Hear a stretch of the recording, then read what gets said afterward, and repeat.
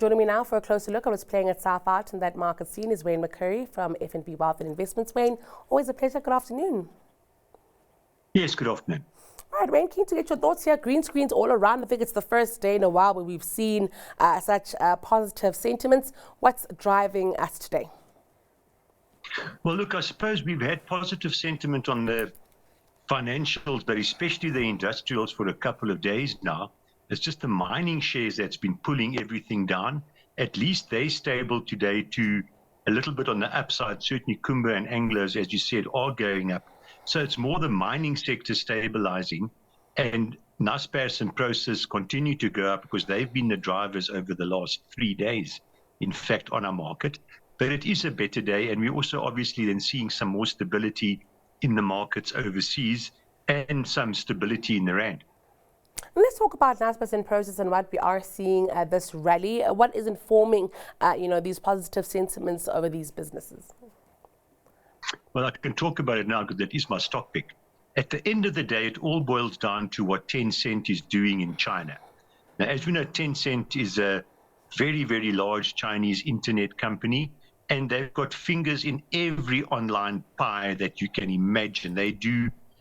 In China, it's a little bit different to the way we work. We will have 10 apps on our phone to do various things. They've got one app that does 30 things. They can do payments, they can chat, they can watch videos, they can do everything on the one system there. Now, the Chinese regulators over the last couple of years have been quite harsh on all of their internet companies. I think they're worried that the internet companies have got too much power.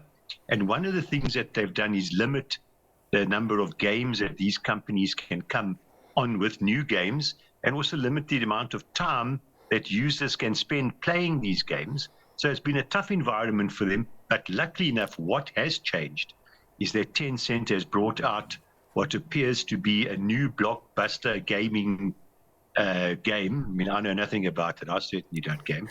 And this has really caught the market's imagination.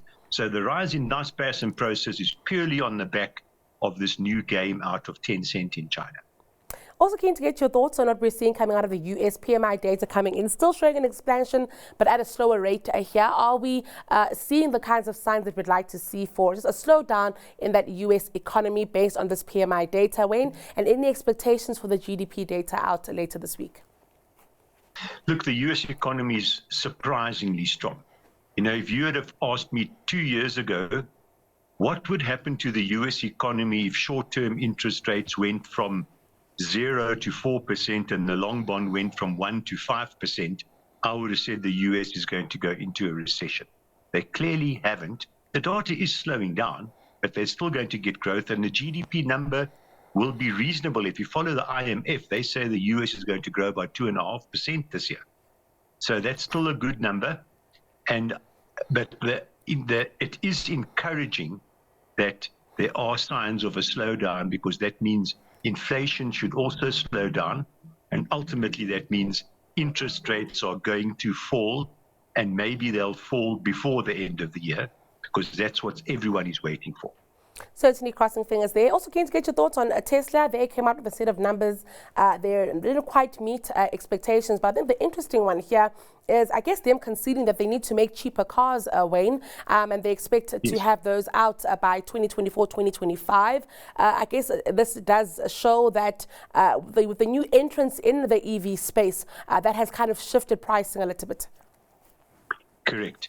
3 years ago, there was no competition for Tesla. People who wanted a battery electric had to buy Tesla, and they just paid the price that Tesla said. Things are very different now. 2 things have changed. The one you've mentioned, every motor manufacturer in the world is bringing out electric vehicles, and there's a lot of smaller players also bringing out electric vehicles. So the market is subject to quite intense competition in comparison to what was around 2 years ago, and that's not stopping.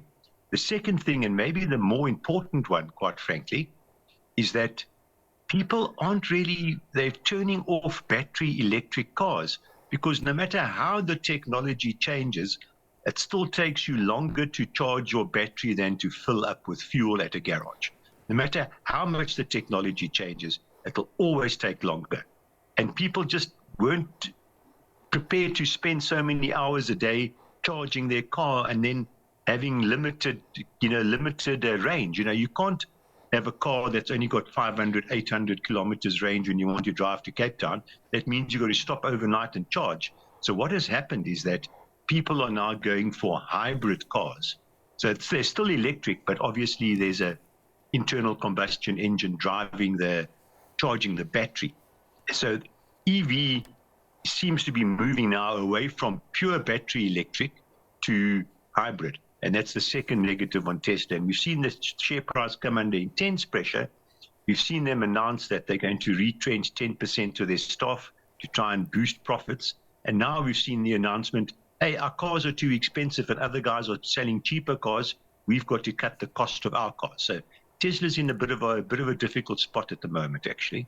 Very interesting indeed to see all of this change so quickly, Wayne. Also keen to get your thoughts on Quilter there. They've managed to increase their assets under management by 5%. Of course, based in the UK, I'm wondering if this is a reflection of, some green shoots in that economy. It could possibly be. I mean, 5% increase in the assets under administration is not bad. A lot of it could have come from the market. A lot of it might have just come from interest that they've earned on cash.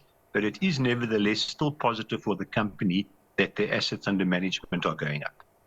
And I must also ask you about just copper here, Copper 360 there, getting some copper out of the Northern Cape. We saw the other day, and I think it was Orion also commenting on their copper finds there.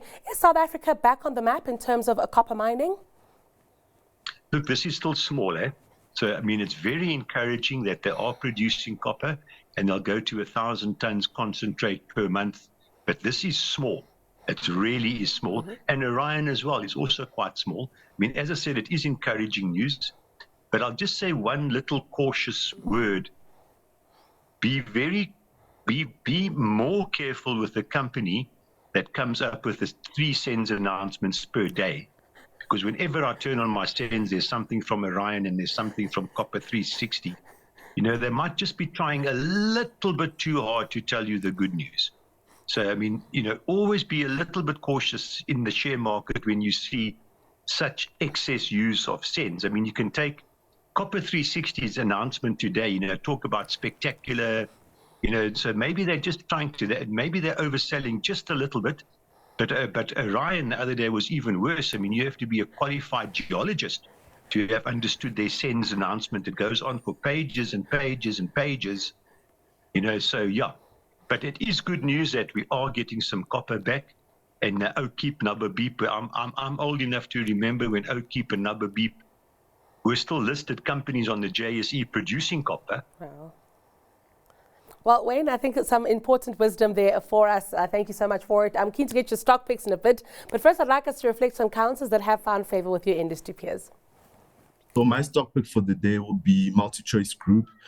As we all know, it is a leader in the media and entertainment space in Africa.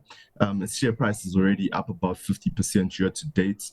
And looking at the finer details, we've seen now that streaming has become such a huge part of our lives, and MultiChoice has taken advantage of this.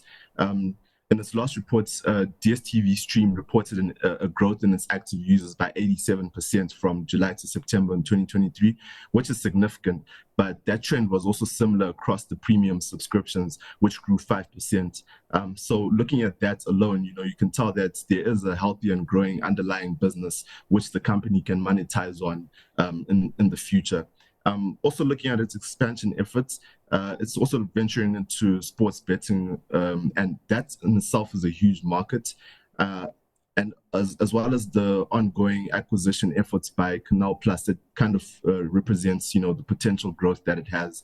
So yes, MultiChoice would be my stock pick, and I do believe that there could be potential for some tailwinds going forward as it monetizes on its growth as well as its expansion efforts. So mine is Pepco. It's the first time since listed it's really got my interest. So I think you've obviously got the core business, which is Pep and Ackermans. These businesses are still growing exponentially. I mean, they're rolling out over 100 stores and got big market shares in their respective industries. But within Pepco, you also got a business called Avenida, which is in Brazil. So the growth prospect of this business does seem very, very enticing. And I think, if you take the next year or two, I think the market's going to look at that asset a little bit more differently. And I think that could be a nice growth area for them. And as well as the fintech business. You know, all the stores they have and all the clientele, they can do a lot of cell phones and transactions and so forth. So I think Pepkor is very well positioned. I was very impressed with the last investor day with management. And I think it's time to have a much closer look at Pepkor if you want that structural African / Brazilian growth story. So I'm going with Bidcorp tonight. I think if you just look at what global markets have done over the last week or so, or couple of weeks, we've seen some softer global markets. But I think Bidcorp is probably one of the gems that's on offer within the context of the JSE, similar to like a Bidvest, but obviously with a very strong offshore presence. And I think that the business has delivered some very good, strong fundamental results.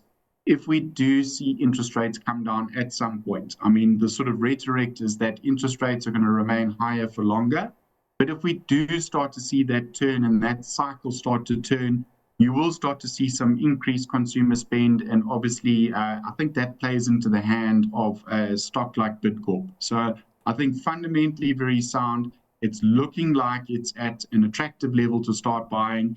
And I like the way that management have actually delivered some very strong earnings year on year. So stock pick tonight, Bidcorp. All right, Wayne, keen to get your thoughts on some of those: MultiChoice Group, Pepkor and Bidcorp. No, just starting off with MultiChoice. I mean, obviously, MultiChoice is going to be predominantly taken over by Canal+. I wouldn't be surprised if it delists in the near term, next 6 months, whatever. And you're just picking up an arbitrage between the current share price and what the offer value is. So, I mean, it's almost guaranteed type of return. You can see even Canal+ thinks so because they're buying shares in the market at lower than their offer price. So that's just almost an arbitrage situation.